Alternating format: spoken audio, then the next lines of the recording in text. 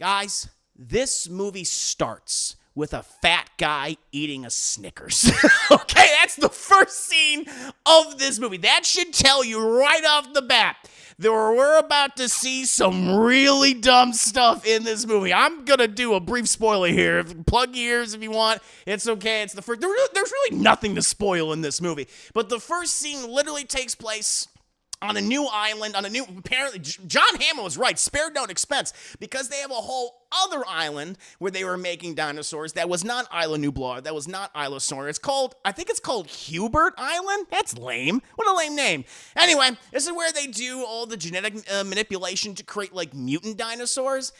And literally the first scene is this fat guy who is waddling around eating a Snickers bar, just enjoying himself, and he's going into this, like, a secure enclosure of all this security, quarantine in place and everything, and he has to open this door along with this lady, and you know, at this point, like, you probably shouldn't bring anything inside there that could contaminate whatever subject, whatever dinosaur, mutant, monster creature's in there, but this guy's like, but I'm eating a Snickers, and I have low blood sugar. It's like, oh my God. So, he opens the door, and he just drops the Snickers wrapper on the floor and ends up getting sucked up into the ventilation system. And apparently, Chet, that Snickers, that thing is worse than Dennis Nedry in the first Jurassic Park. It gets sucked up into the ventilation system and completely turns off all the security systems in this entire facility across the island.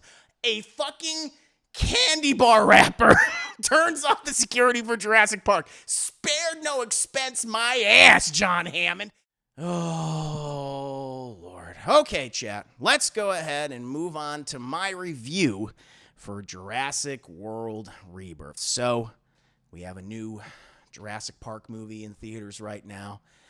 And even though Universal proudly, infamously advertised that Jurassic World Dominion would be the final film in the series. Of course, you know, everyone knew. You could just bet your thick ass that Universal is still going to try to squeeze every single dollar out of this franchise until it's truly extinct, until the bones are fossilized yet. So here we are with the 7th installment in this blockbuster franchise.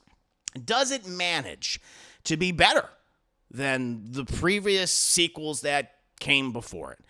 Well, before I get into that, I do want to briefly kind of go over my thoughts in the series as a whole. Like, the original Jurassic Park is one of my favorite movies of all time. You know, I grew up with it as a child. I've watched it dozens upon dozens of times. Now it's in my top 10 favorite movies. It's one of the best sci-fi horror action adventure films of all time. Just genre bending. I love that. The sheer spectacle of it all with groundbreaking CGI and animatronics. A really cool, ingenious story. A spectacular cast with really likable, interesting characters. Everyone from, you know, Dr. Alan Grant to Ian Malcolm, of course, to Dennis Nedry. All of it. It was just amazing. Just so many wonderful action sequences. That's the kind of movie that I could make you a big fan of movies. That wants to make that gets you to be a filmmaker or a screenwriter. It just expands your imagination. To me, it's one of those perfect films I can put on at any time, any day, and just enjoy myself, sit back, relax, and just have a blast. The sequels are not very good. That's not to say there's some sequels I prefer, you know, more than others. There's certainly that's the case. Like, you know, you have The Lost World, which I'm not a big fan of, which was the direct sequel to Jurassic Park, focusing more on Ian Malcolm. I mean, how that whole came to be was kind of just, again, that was them starting to milk the franchise. Michael Crichton, who of course wrote the original Jurassic Park, he wrote that sequel because they're like, we want to make a movie, so write a sequel. And he went, all right, and he kind of half-assed it. All right, the book is not very good, and the movie's not very good. There's some interesting ideas and some cool supporting characters. And again, the whole idea of the dinosaurs being on the mainland, that's cool, but I just don't feel like that was executed well. You know, instead of that being like a terrifying concept, we got, like, you know, the T-Rex eating the neighbor's dog. It's like, what the hell's happening? Didn't care for that. Jurassic Park 3 is probably my favorite of the sequels. That's when you got Joe Johnston. He came in the direct. Steven Spielberg's like, I can't do it anymore. Joe, come on in and do this. And Joe's like, cool, I'm just going to give you a big, dumb Sci-Fi Channel original movie. It's a big, dumb B monster movie.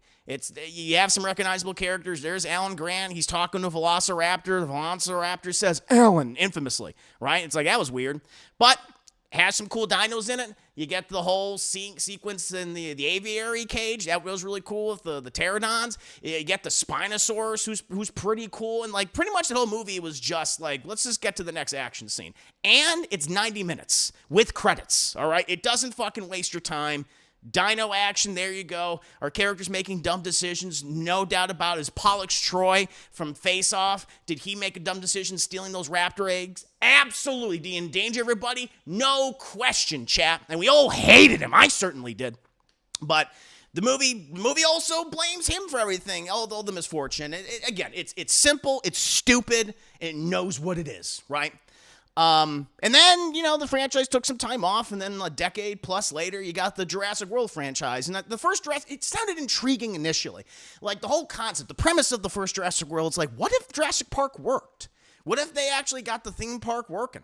And you had all the exhibits and the dinosaurs. That was an interesting premise. That's cool. And you also had the idea of, and initially, this is interesting, of these dinosaurs that are like crossbred with different species, mixing that dino DNA with, everything from a snake to other dinosaurs to a cuttlefish for some reason, right? And, have that thing run amok. It sounds all good on paper. And there was some fun stuff in that movie. They had what was it called? The Indominus Rex. It had that tearing apart the park. And then you had the T-Rex, you had the Velociraptor, like, teaming up, and then you had the fucking Mosasaurus coming in there with the steel chair to, land the killing blow. Very silly. The problem is that the film just had terrible characters. Like, none of the characters were interesting. No one had a character arc, like, whatsoever, except for Bryce Dallas Howard. She's actually the only character that changes throughout that trilogy, essentially. And then you had Fallen Kingdom, which is terrible. A lot of people would argue is the worst Jurassic Park film, or at least the second worst. I think Dominion is worse, but I'm not going to die in the hill that Dominion is worse. You think Fallen Kingdom's worse? More power to you. I get it. I understand. It's a really bad movie. It's like we're going to combine an environmental disaster movie with a haunted house film, but it has dinosaurs. It's like, that sounds kind of silly, and it is really silly. It is really stupid. Again, has these characters you don't care about whatsoever. Chris Pratt's doing this a lot. Right? But it technically does three things. One, it has that cool scene with the Brachiosaurus trying to get to the boat, like, wait for me, like, just dying in the molten ash. That was like, that moved me. That was a good scene. You also have Bryce Dallas Howard's thick ass on full display. I'm sorry, that's the one thing that's growing in these films is her butt. It looks great. Did you know that they actually made it smaller in the marketing campaign? Why are you doing that? Don't do that. But in each movie, thank God, chat, it keeps expanding. So that is one of the big character traits that I like throughout the original Jurassic World trilogy, I guess. But then the movie ended with the idea of, okay, dinosaurs are finally released on the mainland. You got T-Rexes hanging out with lions and shit. You get pterodactyls making nests in New York. It's like, oh shit, finally, like, humans and dinosaurs throwing them, just like what Ian Malcolm warned about, man. We are living. It is truly Jurassic World. And then Dominion said, nah, we're not gonna do any of that. Instead, they're like, instead of the chaos, the idea of maybe like a post-apocalyptic Jurassic Park film, which sounds cool. Sounds really cool on paper. Like, now, in 5 years, there was maybe like 40, 35 related human dino deaths.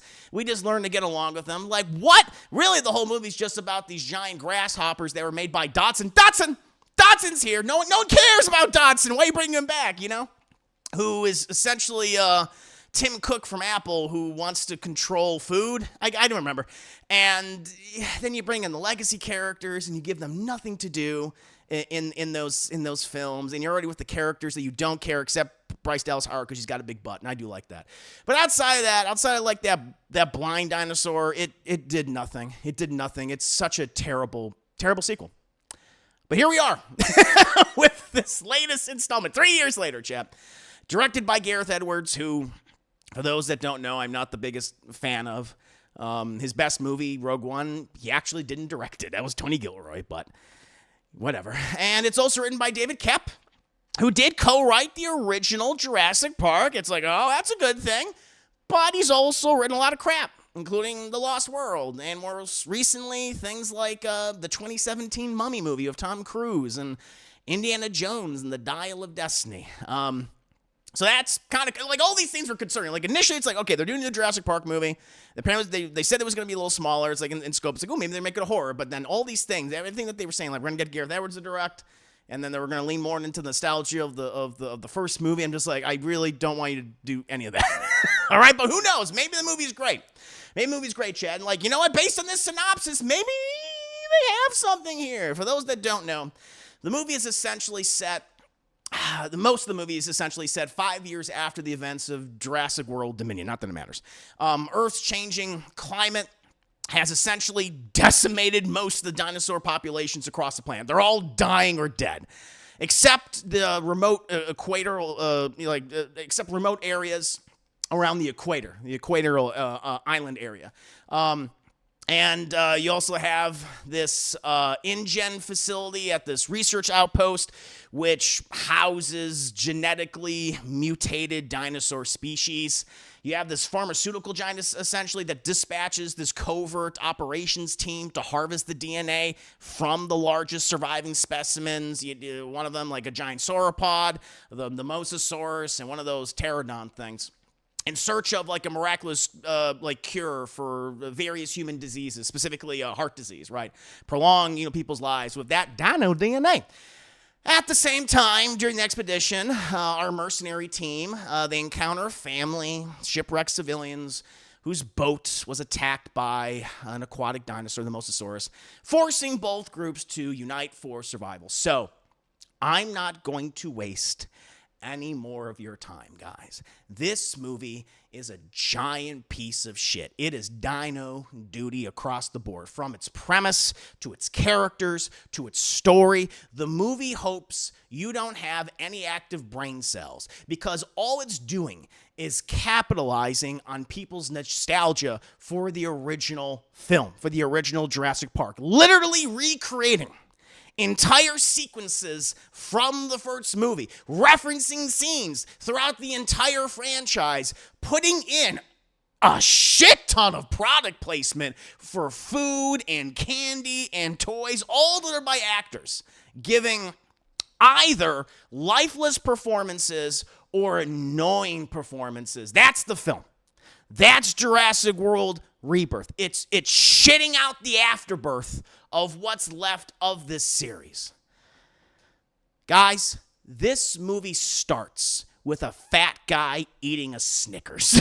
Okay, that's the first scene of this movie. That should tell you right off the bat that we're about to see some really dumb stuff in this movie. I'm going to do a brief spoiler here. Plug your ears if you want. It's okay. It's the first. There's really nothing to spoil in this movie. But the first scene literally takes place on a new island, apparently, John Hammond was right, spared no expense, because they have a whole other island where they were making dinosaurs that was not Isla Nublar, that was not Isla Sorna. I think it's called Hubert Island? That's lame. What a lame name. Anyway, this is where they do all the genetic manipulation to create, like, mutant dinosaurs.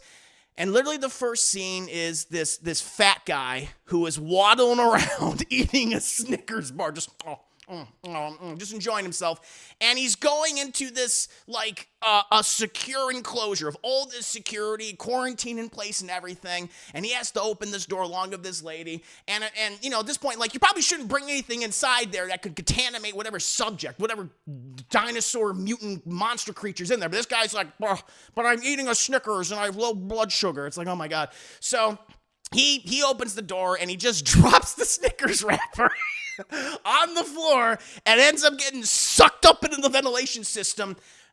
And apparently, Chet, that Snickers, that thing is worse than Dennis Nedry in the first Jurassic Park. It gets sucked up into the ventilation system and completely turns off all the security systems in this entire facility across the island. A fucking candy bar wrapper turns off the security for Jurassic Park. Spared no expense, my ass, John Hammond. And of course, everything starts breaking loose, and that's when we see it's the enclosure for the D-Rex, the Derposaurus Rex. I don't know it's derpy, chat. This thing looks like it's, it This thing looks like it needs a sippy cup of juice, and it laughs at its own fart bubbles in a bathtub. That's what this thing looks like, okay? It's like, listen, the lights are on, but no one's home inside this thing's head. And, of course, all the scientists, run out of the enclosure just in time, except for, you named it, the fat guy, because he's fat. So that door closes, and that thing just grabs him and eats him. Doesn't even eat him, actually. Just grabs him and just kind of runs away with him. It's like, I don't know what's going to do to him. That's the first scene of this fucking movie. It's like, oh, my God, you got to be kidding me. And then it just starts getting dumber and more boring. I mean, I just hate the idea that the premise of the movie, that dinosaurs are just dying across the planet. It's just such a cop-out, where it's like, they, for whatever reason, Universal and the people that have been in charge of this franchise, they just don't want to fulfill that dream of, okay, what would happen with all these dinosaurs on all these continents? Like, would chaos unfold? Would this bring down entire countries? There's a lot you could do with this. Would this change the flora and fauna of our entire planet? I mean, there's so many interesting things you can. They're like, nah, they're all dead. They're all dying, except for these little places near the equator, right? And that's just boring to me. And the story just follows the same concept. A team sent to the island. Dinosaurs attack. We gotta escape. It's a template that we've seen since Jurassic Park. A lot of Jurassic Park 3 DNA in this. Gareth Edwards essentially said, I'm going to do my version of Jurassic Park 3, except it's an hour longer and it's dumber, right? And also a little bit of Jurassic World in there, too. The character development across the board is something out of a Zack Snyder film, like literally Rebel Moon style. We have characters. I mean, again, Scarlett Johansson, she's in there. She plays a mercenary named Zora. Mahershala Ali, he is a mercenary named, Captain Duncan Kincaid, some strong name, right? And how do we get to know all these characters? Well, at one point, Gareth Edwards just has them sit down at a table in the boat, and they just start telling us information about their past. Apparently, Zora, her mother's funeral was recently happened. Her mother died, and she missed her mom's funeral. And then she was in Yemen, apparently, and her best friend got killed in a car bomb. Do we see these scenes? No, we're told these scenes. What about you? Mahershala Ali, Captain Kincaid? He's like, I got divorced, and our kid died, and I'm sad about it, but I have this kind of connection to kids now. I really feel for kids. And are we going to make the family? Nah. And that's it. They're like, all right, that's done. We can move on. Move on. Dinosaurs. That's what we can do. Like, everyone is just a stereotype, or is just a one-dimensional character throughout this movie. Scarlett Johansson is on autopilot. She's giving us like a shitty version of Black Widow, essentially. Like, I'm a mercenary, kind of. I'm a cheeky, sarcastic mercenary of a heart of gold. I'm like, yeah, there's so many of those mercenaries out there in the world. They were just like, they have the best intentions. Same thing with Mahershala Ali. It's the same thing, except he likes kids. Jonathan Bailey, I think, is trying. He's the nerdy scientist guy, paleontologist. He thinks dinosaurs should be respected. We shouldn't abuse them or make use of their resources or anything like that. He's like, come on, guys, let's just appreciate dinosaurs, for what they are. It's like, that's his whole vibe, and that's the extent. You have, oh God, Rupert Friend, he's evil. He's the evil corporate guy, Chad. I mean, that's what he does. Like, I put on a winning smile and I have a good suit and a shirt on, but I'm a son of a bitch. I'm going to betray you at some point in the film, and I'm probably going to meet my end in a very graphic way, most likely being eaten by dinosaurs. I mean, that's what we're doing. You have a ton of people that, if you don't recognize some of the people in the cast, they're going to die. All right? There's another black guy, Chad, in this, and I'm like, sorry, sir, you're black and you're fat, and you're not Mahershala Ali. That's 3 strikes against you. Yep, sorry, you're done, right? You got a French girl in this. Like, you're speaking French half the goddamn time. Get out of here. They do have Ed Skrein who's in here. Ed Skrein, man. They were trying to push him to be like the next thing. He was in all these big things, got fired from Game of Thrones. He was in the Deadpool movie. It's like, you're going to be the transporter now, and nah. Nah, I don't think so. No, you're just going to be Dino Chow, good sir. But the worst part of this film is the family, because they don't need to be here, like, at all. You can literally remove them from the film, and it would pretty much be the same movie. It would be shorter. We probably would just, it's like, all right, it's the same length as Jurassic, Park 3. Or you could have used that extra screen time to maybe expand your cast of mercenary characters whose story, again, compared to the family, is at least somewhat more interesting, somewhat more thrilling to follow. But the family just sucks. You essentially follow, and it doesn't make any sense because they established like this region of the world near the equator, all these islands and shit. It's under quarantine. Don't go there, okay? It's dangerous. You will be arrested and thrown in prison. And apparently this family didn't get the memo because they're having a family vacation trip across the most dangerous stretch of ocean in the world at this point. And they're so annoying. Like, the dad, he's a fucking cuck. He is such a cuck in this movie. He's that kind of dad where he's a recently divorced dad. He's trying to hang out with his daughters. His eldest daughter doesn't respect him. He has no goddamn backbone. The only thing he has in his life is this boat because the wife took everything he had in the divorce. It was just like, well, at least I have my boat. And the eldest daughter is, she's just there. The youngest daughter, she's there to eat various candies, which we'll get to in just a bit, like Twizzlers and stuff, to help, the budget of the movie. But the boyfriend, oh my God, the boyfriend is absolutely terrible. Like, the boyfriend just walks all over the dad, is dismissive of him. Literally the first scene is because the dad's been like sailing the boat all night long, and it's the boyfriend's turn to like sail the boat now. You gotta man the wheel. And the boyfriend comes out and he's like, no shirt off because he was clearly stupping the daughter earlier, which makes the dad uncomfortable, but he has no backbone, so he can't separate the two of them. Whatever. And he's like, I'm so tired, man. It's like, you were driving like really rough last night. Or was it sailing? You were just sailing really rough last night, bruh. And he's like, hey, could you like man the wheel now? And he's like, no thanks, bruh. I'm just too tired. It's like, oh my God. He is the worst. He is there to be obnoxious, annoying, and stupid. They do these moments of comedy with him, and they just fall flat. And, of course, the dad at one point is like, what do you see in him? And she's like, you just don't see him how I see him. I'm like, what does that mean? What does that mean? I guess he just has a big dick or something, Chad. I guess that's what we don't see. We don't see his big dick. But he's terrible. I wish he got eaten by a dinosaur. He does not because, of course, that's the thing. Because they have this family in the movie, nothing bad is going to happen to them. They'll have like an action sequence with them. You'll have, yes, they take the raft scene from the original Jurassic Park book and they use it for them. But it's because you hate these characters so much, because they're so annoying, you just don't care about that sequence. You ruined a beloved sequence in the book that people wanted to see in the films, right? And you ruined it. You fucking ruined it, Gareth. And there's just so much blatant and obnoxious advertising through this movie. Honestly, this movie doesn't star Scarlett Johansson and Mahershala Ali. It stars Doritos and Twizzlers and M&Ms and Lay's chips and Cheetos and Mountain Dew and a very special appearance by Snickers, who got like the top billing in this movie since it caused like untold destruction in this film alone. Probably the most destruction out of any individual character. Perhaps since Wayne Knight is Dennis Nedry.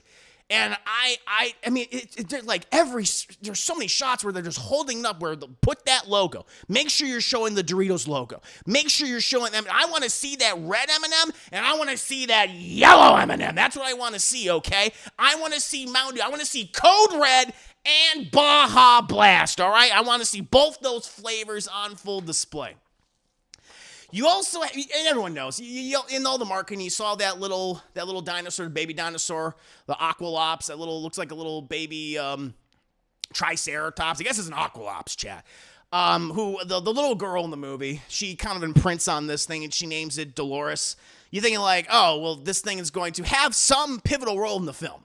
Like, it's just not there to be cute and sell toys, right? Like, it's good. It's like, it's mama and its herds are going to like come and defend the family at some point. Like, hey, you protected our baby. We're going to protect you against the fucking Derposaurus that is cross-eyed, can barely see anyway.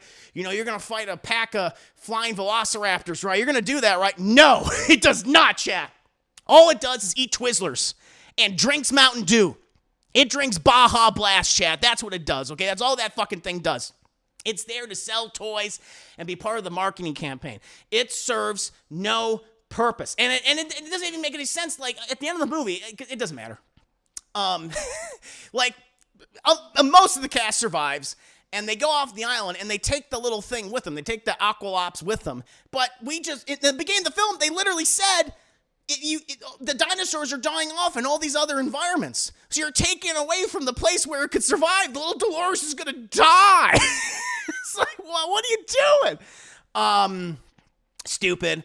And then you just get constant references and homages and recreations of scenes that we've seen from the previous films.